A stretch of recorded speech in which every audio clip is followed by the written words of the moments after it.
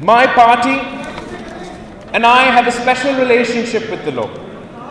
When the Pakistan People's Party was formed in this very city of Lahore, a leading newspaper, Dawn, reported, and I quote, "A group of briefest lawyers have formed a party."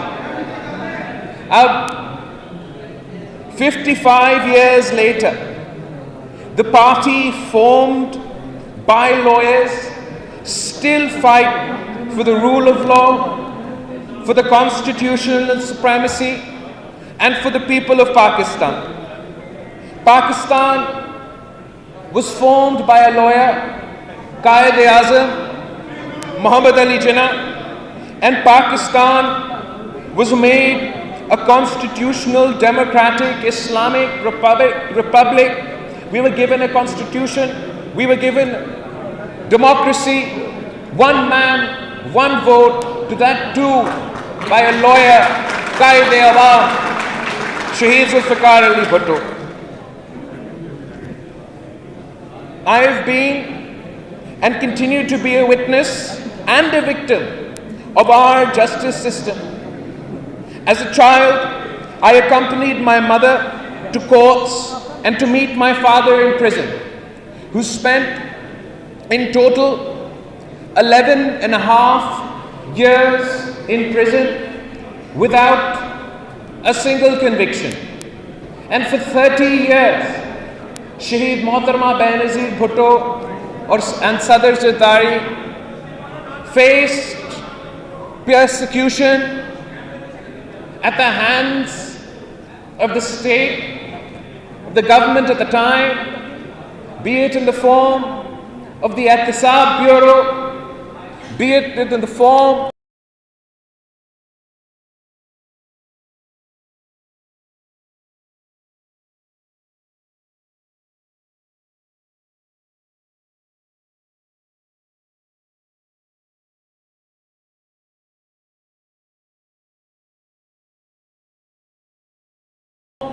of the National Accountability Bureau,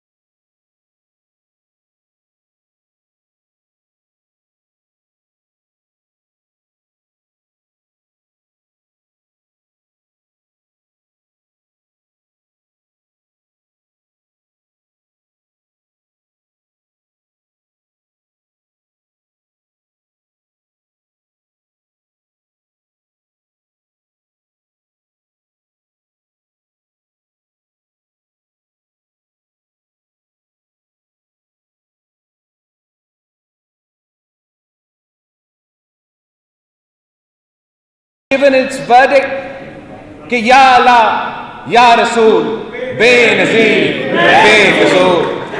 History has given its verdict, and those very courts जहां ये cases चलते थे, chief justice Iftikhar Chaudhary के दौर में उन्हीं को court से हर एक केस में शहीद मोहतरमा बेनज़ीर भुट्टो को, सदर जरदारी को बाइज्जत बरी कर दिया था. The Lahore High Court is part of the history of Pakistan. Shaheed Zulfikar Ali Bhutto was denied a free trial, and a conspiracy to execute his judicial murder was orchestrated at this very Lahore High Court. As I had said, as far as Sadr Zardari was concerned, and Shaheed Mohtarma Benazir Bhutto is concerned, history is given the verdict and the court is also given its verdict. But as far as Shaheed Zulfikar Ali Bhutto is concerned, those who conspired to murder Qaid-e-Awam, Shaheed Zulfikar Ali Bhutto, have been consigned to the dustbins of history. Their names are remembered as only a smear on the face of our Constitution, on the face of our Republic, on the face of their institutions. And Qaid-e-Awam Shaheed Zulfikar Ali Bhutto, historic wrong through the courts of Pakistan. This is not a personal request. When the presidential reference was sent in Shaheed Zulfikar Ali Bhutto's case, it was not because his son-in-law was the president of Pakistan asking for justice. It is because this is an injustice with the people of Pakistan. How can the people of Pakistan hope for justice from the law? How can the people of Pakistan expect justice under the Constitution if the founder of that very Constitution to this day still awaits justice? I would like to thank the lawyers of not only the Lahore High Court bar, but from across the length and breadth of this country, who have never accepted this decision, who have fought every day of their legal profession to reject this decision. To the judges of the judiciary who have refused to allow this decision to form a precedent for our country. But it is time to remove this stain from the judiciary of Pakistan if we are to prove to the world that we in fact have a free and independent judiciary. A free and independent judiciary must free itself of the injustices of the past, of the historic wrongs, of the illegal decisions that endorse dictatorships, that endorse the rule of General Musharraf, that endorse the rule of General Zia al-Haq, but condemned Qaid-e-Awam to the gallows. We do not doubt how honorable our lawyers community are. No, we do not the honor of our honorable judges, but we expect that they right this wrong so that we can travel shoulder to shoulder and build a truly democratic Islamic Republic of Pakistan. The rule of law is the soul of a democratic system. The present selected government seeks to strip apart the rule of law. The responsibility to protect the rule of law falls on us, all politicians, lawyers, and judges. Sadly, history shows that we have thus far failed to discharge our responsibilities, and more often than not, the scales of justice often side with the oppressors of the people. There have been shining examples. Despite our history of mistreatment, we have not lost faith. We have not lost faith in the law as an ideal. The trials, the witch hunts, the tribulations have only strengthened our resolve to strive for a judicial system which is fair, which is just, and which is equitable. We are not fighting for one family, we are not fighting for one party, but against the system which fails millions of people. We don't get fair trials, are denied due process, and are denied basic facilities in prison. No modern state can function in the absence of a fair legal system. A cruel joke has been played upon the people of our country in the name of accountability. Undoubtedly, Pakistan needs a system of accountability, a system which is fair, non-discriminatory, transparent and efficient. Not the present witch hunt and persecution of opponents and of those who expose the ineptness and the insecurities of the regime.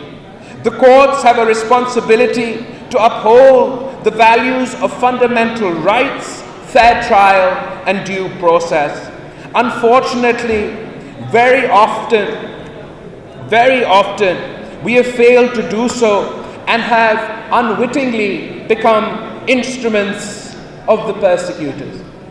I would like to share with you that while this is my first term in Parliament as a member of the National Assembly,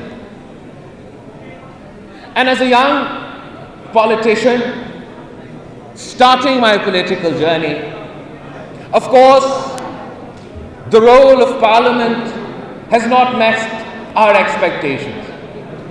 And perhaps we have become a member of one of the worst performing parliaments in the history of Pakistan. And we strive for the betterment of our own institution. For not only myself, but the people of Pakistan saw hope after the formation or the restoration of democracy in 2008. No matter the difficulties, it was widely believed that Pakistan is transitioning, transitioning towards democracy.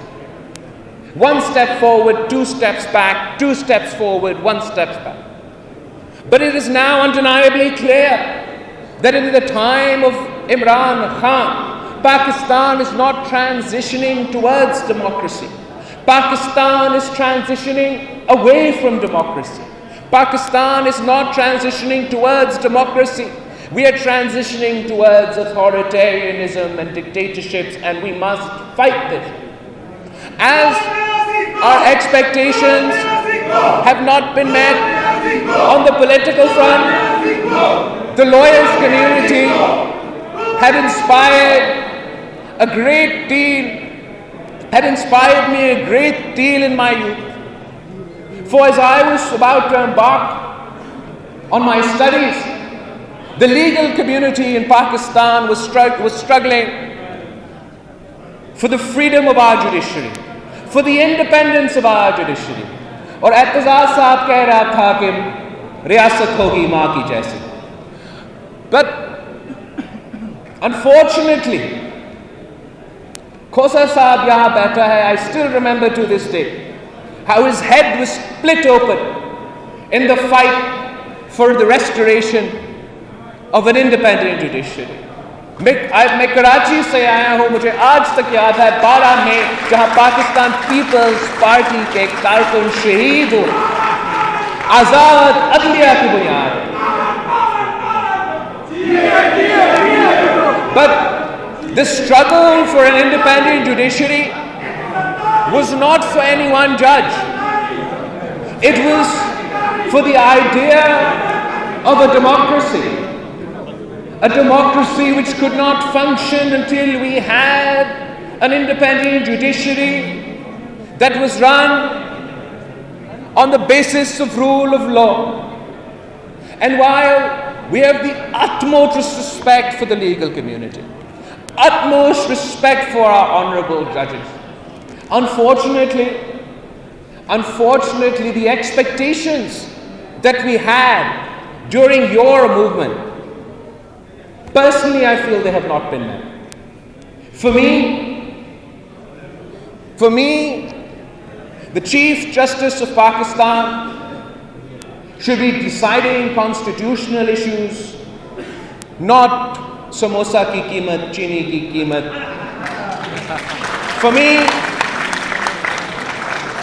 the judiciary of Pakistan is a place for the battle of legal ideas, for jurisprudence, for constitutionalism, for the fundamentals of human rights and human dignity.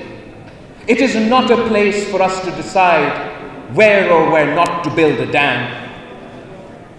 The higher judiciary is the place where the weakest and the meekest of the meek turn for protection. It is